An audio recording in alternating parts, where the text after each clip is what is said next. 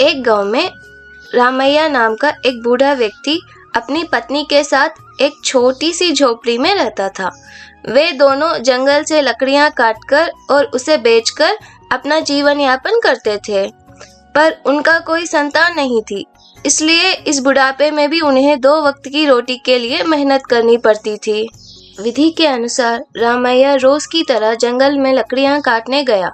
लकड़ियां काटकर सिर पर खटरी रखकर वापस अपने घर की ओर चल दिया। ये क्या जिंदगी है, कितना भी मेहनत करूं दुख खत्म नहीं होते। जाने कौन सा पाप किया मैंने पिछले जन्म में, जो इस जन्म में भगवान ने मुझे संतान भी नहीं दी। इस उम्र में भी जब सब अपने बच्चों के सहारे आराम करते हैं, हम यहाँ 2 वक्त की रोटी के लिए भटक रहे हैं। ये ही मेरी किस्मत है। ऐसा सोचते सोचते वह आगे बढ़ रहा था। तभी अंधेरा हो गया। एक बरगद का पेड़ दिखा तो उसने लकड़ियां की गठरी वहीं नीचे रख दी और पानी की तलाश में इधर उधर देखा। पास ही एक तालाब दिखा। उसने एक केले का पत्ता तोड़कर उसमें पानी भरा और पेड़ के नीचे बैठ गया। अपने साथ लाया हुआ खाना निकालकर खाने लगा। खाते खाते उसे कुछ आवाजें सुनाई दी।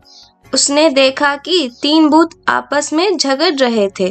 मैं पहले खाऊंगी, नहीं मैं पहले खाऊंगी कहते हुए आपस में लड़ रहे थे। ये देखकर रामैया घबरा गया। अरे, सुना तो था कि बरगद के पेड़ के नीचे भूत होते हैं, पर आज अपनी आंखों से देख रहा हूँ। अब इनसे कैसे बचूं? हे भगवान, अब मैं क्या करूं? तभी उसके दिमाग में एक तरकीब आई। उसने चुपके से आवाज में उत्साह लाते हुए कहा, आहा, आज मेरे हाथ एक भूत लग गया था। कितना स्वादिष्ट था। अब और भूतों की खुशबू आ रही है। वाह, क्या लाजवाब खुशबू है। अरे, ये आदमी क्या कह रहा है? ये हमें खाएगा? अब तक हमें लोगों को डराकर भगा देते थे, ये तो हमें खा जाएगा। इतना मत डर यार, इसका चेहरा देख, पागल जैसा लगता है। ये हमें क्या खाएगा? अरे देखो, इसके हाथ में कुछ है। ये सब सुनकर रामैया फिर चिल्लाया, आहा, क्या स्वाद है इन भूतों की मांस में। खाता ही जा रहा हूँ, पर मन ही नहीं भरा। ये सुनते ही भूत डर के मारे कांपने लगे और रामैया के पास आकर बोले, हे मानव, कृपया हमें मत खाओ। हम यहाँ से चले जाते हैं, ये पेड़ भी छोड़ देंगे। तुम भाग जाओगे तो मेरी भूख का क्या? आज तो मुझे भूख बहुत ज्यादा लगी है। किसी भी हाल में पेट भरना है। ठीक है मनुष्य, अगर तू हमें छोड़ेगा तो हमें तेरी 3 इच्छाएं पूरी करेंगे, जो चाहे मांग ले।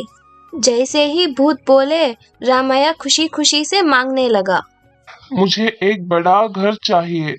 ओह, बस इतनी सी बात? जैसे तुमने चाहा, तुम्हें एक बड़ा घर मिल रहा है। भूत मंत्र पढ़ते हुए कुछ किया।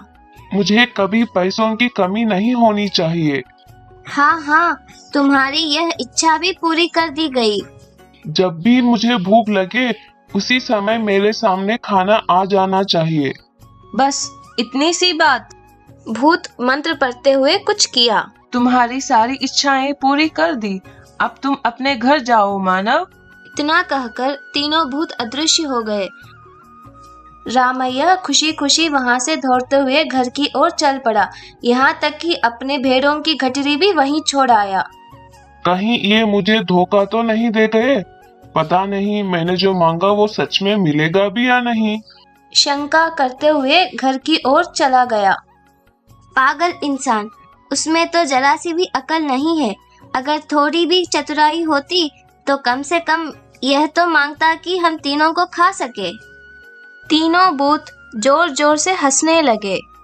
रामैया जब अपने घर पहुंचा तो जहां पहले झोपड़ी थी, वहां अब एक भव्य महल खड़ा था।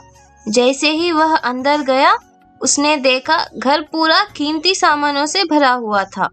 वहां सोना भी था और एक थाली भी। रामैया ने सारी कहानी अपनी पत्नी को सुनाई। दोनों बहुत खुश हुए। दोनों थाली के सामने बैठ गए और जैसे ही अपनी पसंद का खाना मांगा, वही थाली में आ गया। दोनों ने पेट भरकर खाना खाया।